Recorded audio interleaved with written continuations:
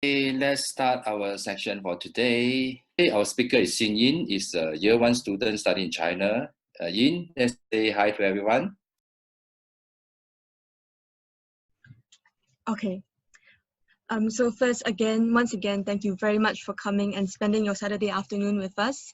This is my first time giving a talk like this, but rest assured it will be a relaxing, a very casual session. So don't have any pressure. And later on, we will also provide the slides that I used today by email, so don't worry also. If you are interested, we have a BM session of the same topic tomorrow from 2 p.m. to 3 p.m. So you are welcome to join that also. And if you have any comments regarding my information, or if you have facing any technical difficulties, just leave them down in the comments below. And if time permits, we will have a short Q&A later at the end of my speech. So without further ado, let's get started. So I would like to begin with asking a question from a student's perspective like me. If you ask me 5 years ago or 10 years ago, will I study in China or will I think of studying in China? My answer will be no, because 5 or 10 years ago, at least for myself, I think that China or Asian countries in general are not as advanced as the Western world, but things have really changed now. Since China is such a big country, there are a lot of opportunities, such as Malaysian-based companies that set up their branches in China and China-based companies that set up their branches in Malaysia. China is also the second largest economy in the world and Malaysia's largest business partner for 11 consecutive years. I believe that everyone has heard of the One Belt, One Road initiative, which is currently ongoing. And also for their economy, we can see their tech and AI, such as Huawei, Oppo, and other very, very big brands. So needless to say, this is the best time to study in China. And for some statistics, China is actually the largest destination in Asia for higher education worldwide. In China, there is a close to 50 million international students from 196 countries, and we Malaysians are also quite a big family there, with around 9,500 Malaysian students currently studying in China for undergraduate, master's, or PhD, and we are among the top 15 of countries that go to China. This is from last April from the Ministry of Education in China, and I believe that the numbers are continuing to grow. So the question, why China? First, the top universities. They have abundant resources, well-equipped campus, and excellent study atmosphere. This I can testify myself, because the faculty and equipment are really, really advanced and really, really wholesome.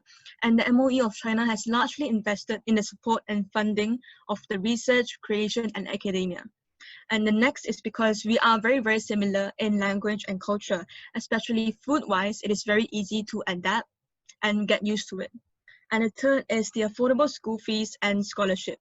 And as a student currently studying in China, my school fees are actually cheaper than compared to local private universities. And for the last one, employability and opportunities.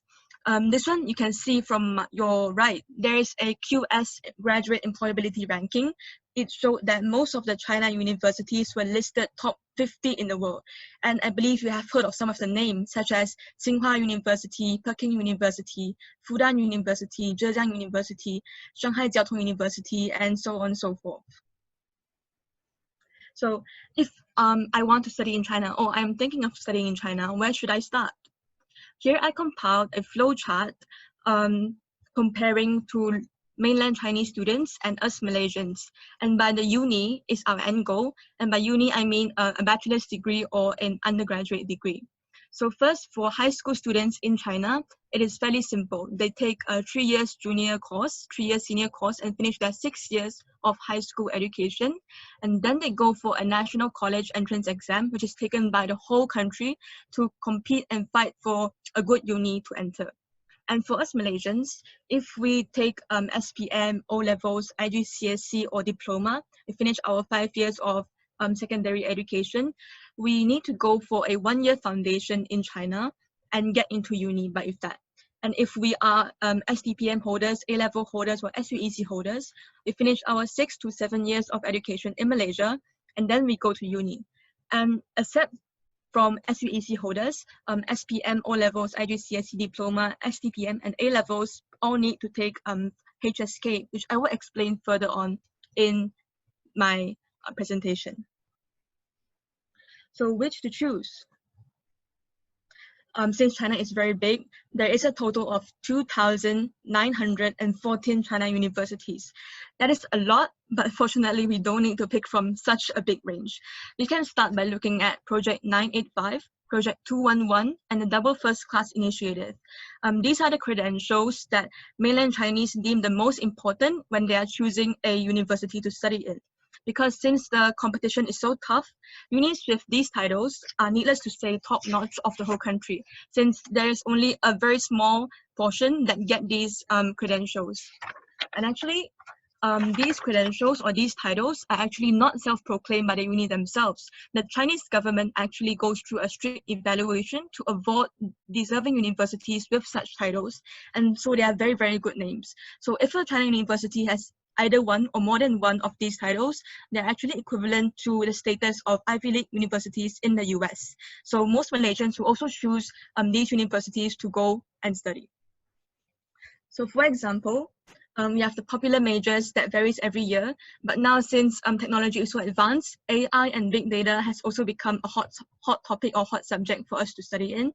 And we also have others such as business, civil engineering, marketing, management, and art and design.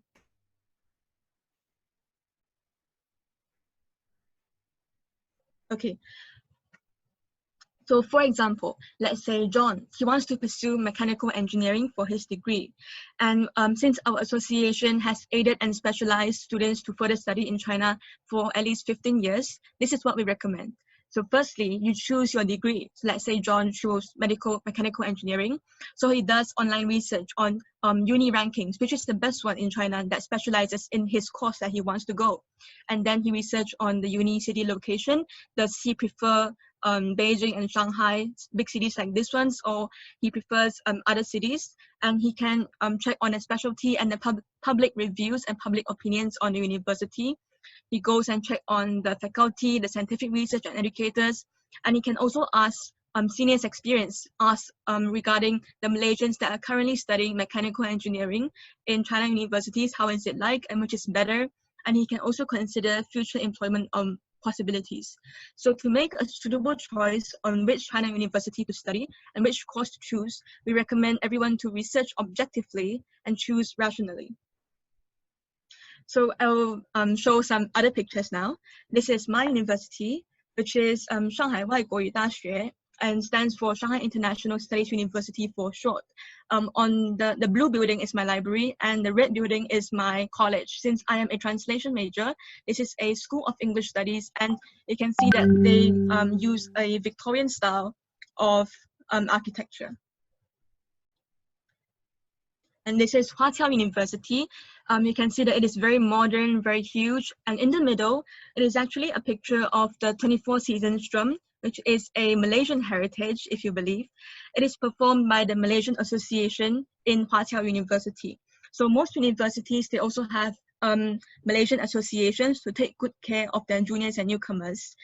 And also, Huatiao University is also offering a full engineering scholarship, especially for non-Chinese students, international students, which are interested in 2021. So this is what I mean by scholarship opportunities, because China universities really put a lot of effort in education to attract potential and interested students.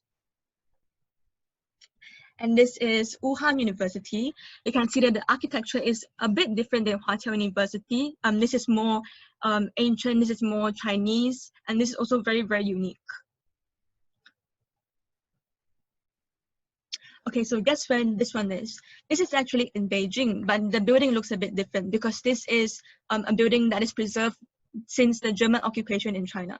This is the Ocean University of China, and since they are specializing in everything marine, from marine technology to boat building, they also have their own fisheries college, but you can actually go on a boat to sea to get some hands-on experience.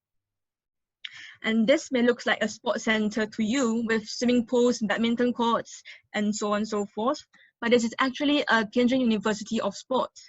Something special about China is that they actually have their own special university to focus on one very specific category or one very specific field to make it more niche and fine-tune their craft.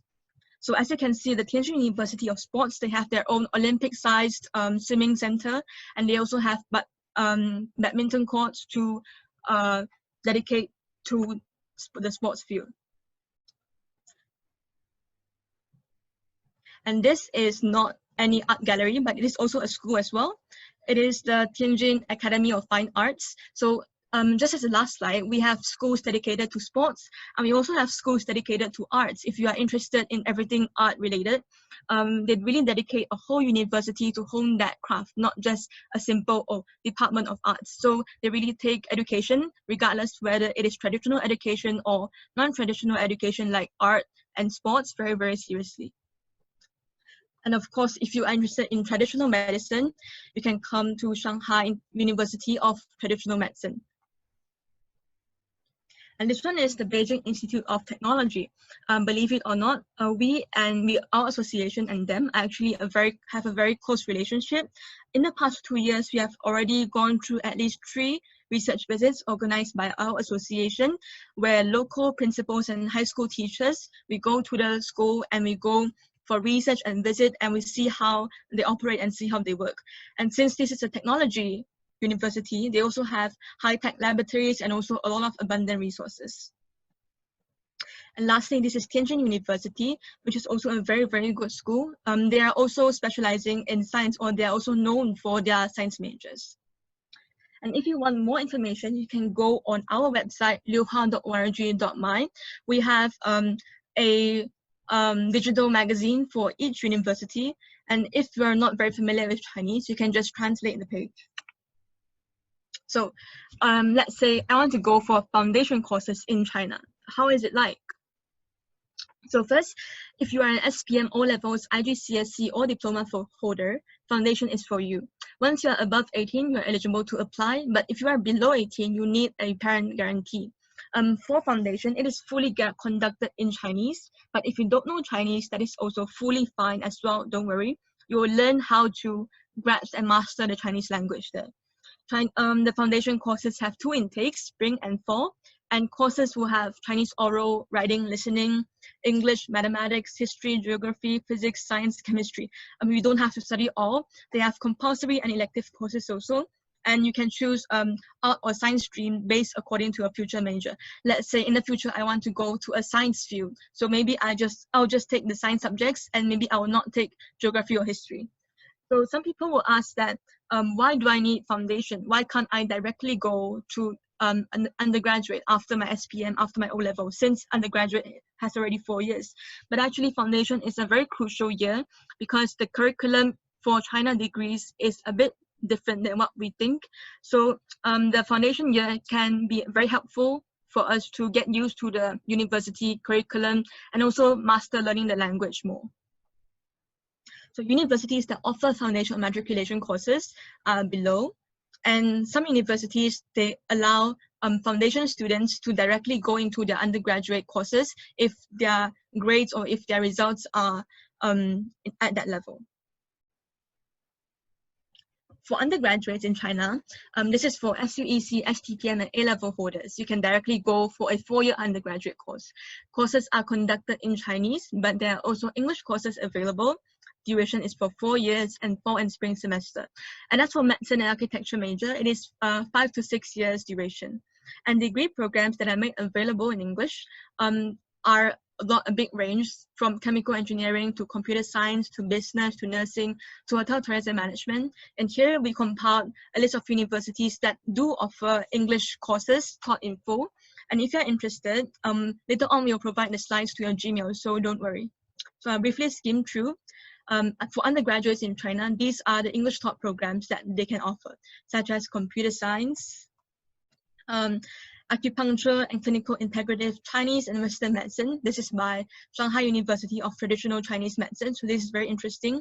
We also have architecture, tourism management, environmental engineering, aircraft design, machine design, China studies, international relations, economy, medical engineering, nursing, science in clinical pharmacy, software engineering, finance, big data, international hotel and tourism management. So basically every course that you can think of, they do have it offered in English. And as for the HSK that I mentioned earlier in the beginning, HSK is similar to our IELTS or TOEFL. It is a Chinese proficiency test to prove that you can speak Chinese and you can understand Chinese to live or maneuver in your overseas study life. So HSK is differentiated in two parts. One is online and one is the written test. For the written test, it includes listening, reading, and writing. And for entry requirements for China universities, for foundation level, you will need HSK 5. But this is I put a star asterisk because it depends. If you don't know Chinese, you can go for the foundation level and learn Chinese, and you can also attain HSK 5 during your 1 year of foundation level there. And for undergraduate level, you need a HSK 5 or HSK 6 for science majors. So this depends on each university for their requirements. But mostly it is HSK 5 or HSK 6. For more information, you can contact University of Malaya, the Kongzi Institute, or also the Han Culture Center of Malaysia. Application materials I also skimmed through. It is more or less the same with application form, passport copy, a passport size photo, a certified copy of your credentials, your high school graduate certificate or your college certificate, SPM, senior year report, other academic and extracurricular activities, a reference letter from your teachers, an autobiography, health check report, certificate of good conduct to prove that you are a good citizen, a HSK grade 5 minimum, and application fee. For here, I put an asterisk for the health check report in red because you can choose either to do your report here in Malaysia or you can do a report here over in China when you go there, because the International Students Department, they will host and organize a trip to a hospital for international students like us to do a health check report. But if you want to do it here, you can do it in Tongshin Hospital in Kuala Lumpur, because that is a certified place and they are very experienced in health check reports for students who wish to study in Taiwan or in China. And as for application fee, some of the universities below can waiver the application fees under the recommendation of our association. In normal circumstances, application fees for each university is around 400 ringgit. But if you are interested in these universities and under our recommendation, it actually can be waived. So how does it cost for studying in China? As I said before, my tuition is comparatively cheaper than local universities. For foundation, it is around 10,000 yuan per year. For undergraduate, it is 16,000 to 25,000 yuan per year. Accommodation is around 1,005 to 2,000 yuan per year. And living expenses is 1,005 to 200 yuan per month. Like for me, my tuition is 21,500 yuan per year. So it's actually around 13 to 14K Malaysian ringgit. So this may vary accordingly also, such as because I am in Shanghai, my living expenses is slightly higher than the ones that live in Zhejiang or that live in Yunnan. So once again, universities during a pandemic, like me, we are doing online learning and virtual classes, but registration for the new intake will be as per usual, which is everything will be done online, which is very, very convenient. So the big question, will universities resume as usual for the next intake? This we are not that sure yet because we are still waiting for the official statement, but we are consistently checking and updating for updates on the Embassy of Malaysia, Beijing, or the Embassy of PRC in Malaysia. And MOE China has also released a guideline on COVID-19 prevention and control in higher education institutes. And for more information, you can contact us by our phone, our email, and follow us on our social media, our Instagram, Facebook, and WeChat, and also our website as well. If you have any questions, you can drop us an email, and you can state further studies inquiry. Okay, so now I have a short video. This is in Chinese, but it is actually about the canteens in China, for the expectations versus the reality, but it's actually a good one because canteens are also a specialty of China universities, because the most questions that we get when we say that, oh, I want to go study overseas, people will ask, what about your food? How will you cook? But actually, China universities, they offer, they have a lot of nice canteens with a lot of options such as halal and non-halal also. So I will play the video for you. This is what we usually expect of a normal canteen, quote unquote. These are actually the real canteens of China universities.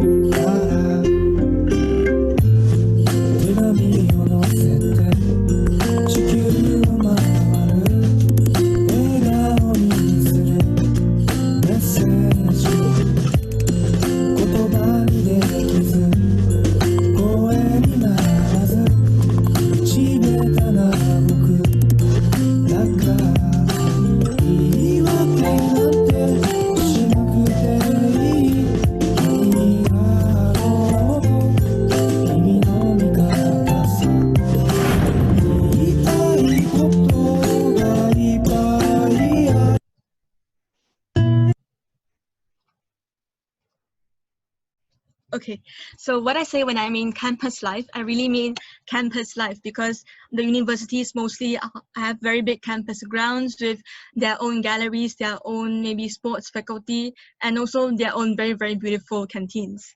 And in conclusion, this is the best time to study in China. The best university might not be your most suitable, but the most suitable university will be the best for you, which I mean in maybe that, let's say, ranking might not be everything, because the most suitable university is the best for you. I also encourage people to choose your majors according to your interest.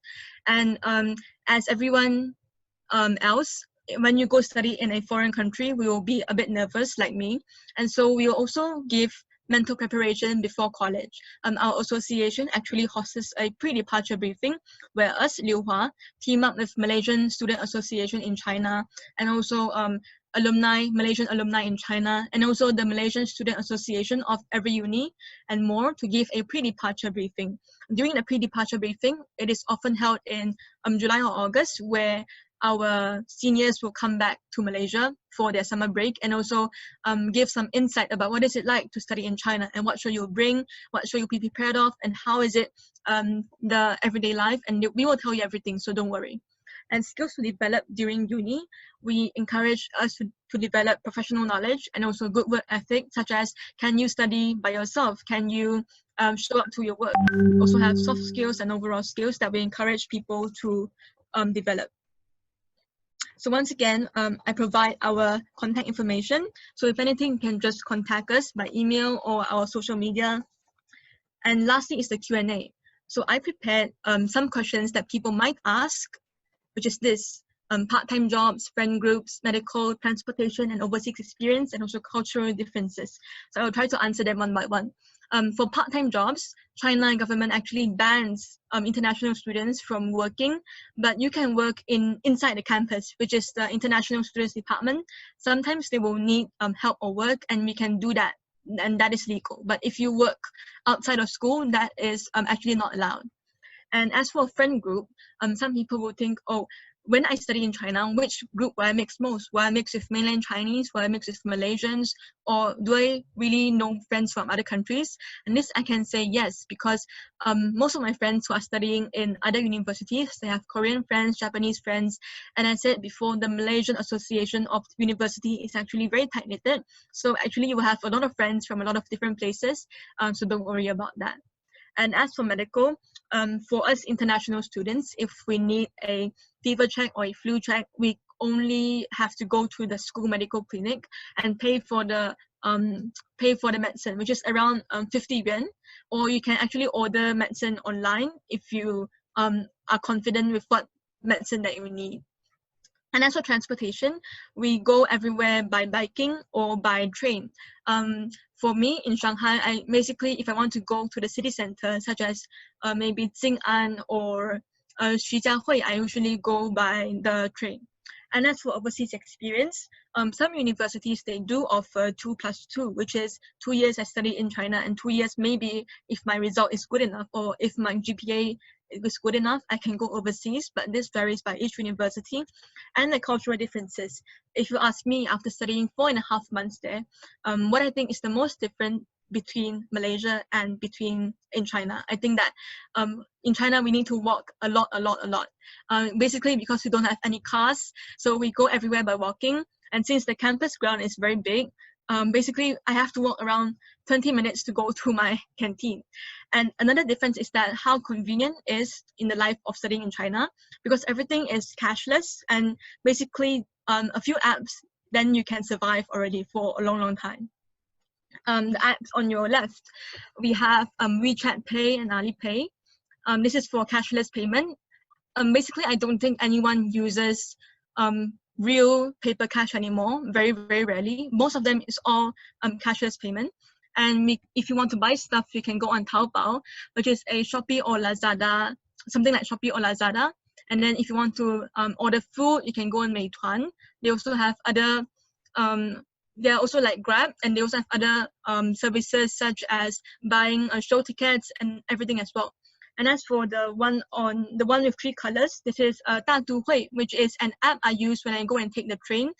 We don't buy our train tickets or we don't buy the train tokens anymore. We just scan our app from the Daduhui, and then it will reduce or deduct the fee already. And also Dida Chuxing, which is also like Grab or Uber, when you can go everywhere. And also Baidu Ditu, which is like Google Maps. So basically, don't be too intimidated. It's actually very easy to study and maneuver in China than you think. Once again, thank you everyone for coming and spending your afternoon with me. I appreciate it very much, and I would like to wish everyone good luck in their future endeavors, no matter if you study in China or not. And things are hard with COVID situation, but I believe that we can get through this together. And good luck in everything in the future. And that's it. Thank you.